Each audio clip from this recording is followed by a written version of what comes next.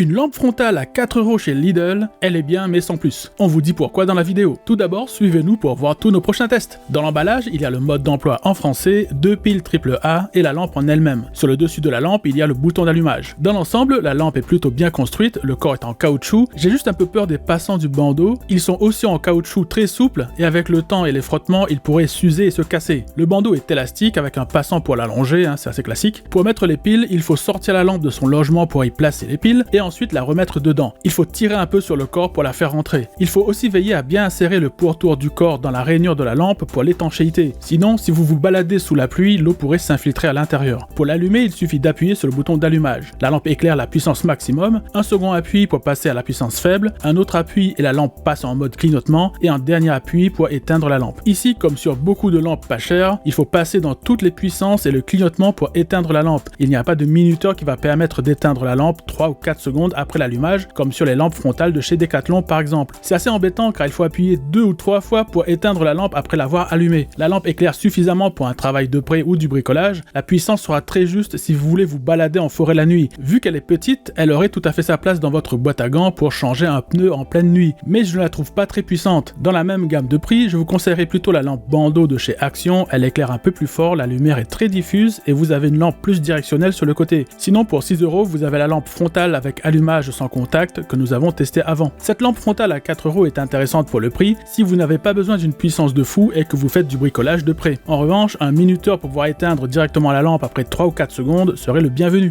Merci d'avoir regardé cette vidéo, partagez-la pour nous soutenir, à bientôt dans un nouveau test.